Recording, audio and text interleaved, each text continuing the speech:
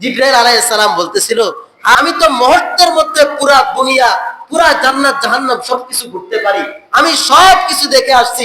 সমস্ত আম্বিয়া আলাইহিস সালামের কাছে গেছিলাম, মুসা আলাইহিস সালামের কাছে গেছিলাম, যখন ফেরাউনকে পানিতে ডুবাই দিয়েছিল তখন মুসা আলাইহিস সালামের সামনে ছিলাম, ঈসা আলাইহিস সালামকে যখন ছুরিতে চড়ানোর জন্য রোমের ভিতরে ঢুকানো হয়েছে ঈসা আলাইহিস সালামকে তখন দেখছিলাম, নূহ আলাইহিস সালাম যখন কিস্তির মধ্যে উঠেছিল নূহ আলাইহিস সালামকে কিস্তিতে দেখেছি, হযরত ইব্রাহিম আলাইহিস সালামকে আগুনের ভিতরে আমি দেখেছি, সমস্ত আম্বিয়া আলাইহিস সালামকে দেখেছি, সমস্ত পৃথিবীর সমস্ত মানুষ, ফেরেশতা, জিন জাতি সবকিছুকে আমি দেখেছি, কিন্তু মুহাম্মদের মতো সুন্দর সন্তান আমি আর কোথাও দেখি নাই। সুবহানাল্লাহ।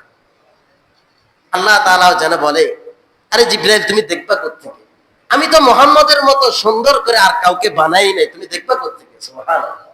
মুহাম্মদের মতো সুন্দর করে আমি এই পৃথিবীতে কিছুই বানাই নাই, তুমি দেখবা কোত্থেকে মুহাম্মদের চাইতে সুন্দর।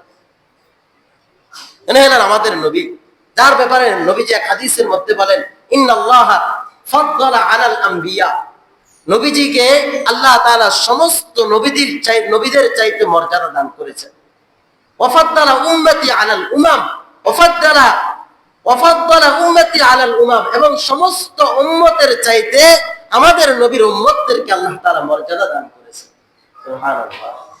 তাহলে আমরা ওই নবীর উম্মত। নবীজির মা একদিন নবীকে কোলে নিয়ে দেখতেছে, তার চেহারার দিকে তাকায় বলতেছে, আল্লাহু আকবার, আরবের মধ্যে এত সুন্দর সুন্দর মানুষ, আমি মুহাম্মদের মতো সুন্দর মানুষ আর কোথাও দেখিনি। এত সুন্দর মানুষ তো আমি মুহাম্মদের মতো এত সুন্দর মানুষ আর কোথাও দেখিনি, এত সুন্দর শিশু। কিছুদিন পরে যখন হালিমাতুস সাদিয়া দুধ পান করানোর জন্য মুহাম্মদ রাসূলুল্লাহকে নিয়ে যাওয়ার জন্য আসছে, হালিমা বলতেছে, তুমি তো আরবের মানুষদেরকে দেখছো, আমরা তো বিভিন্ন এলাকায় গিয়ে সন্তানগুলাকে নিই, তাদেরকে দুধ পান করাই, আজকে অনেক বছর পর্যন্ত আমাদের এলাকার সবাই তো সন্তান নিয়ে যায়, দুধ পান করায়, কিন্তু মুহাম্মদের মতো সুন্দর সন্তান আমি আর কোথাও দেখি নাই। সুবহানাল্লাহ। তখন আব্দুল মুত্তালিব বলতেছিল, আরে হালিমা তুমি কোথায় যাও, আমি তো ব্যবসার কাজে সারা বিশ্ব ঘুরি, পুরা দুনিয়াতে আমার সফর, আমি প্রত্যেকটা এলাকায় গেছি, প্রত্যেকটা জায়গায় গেছি, আমি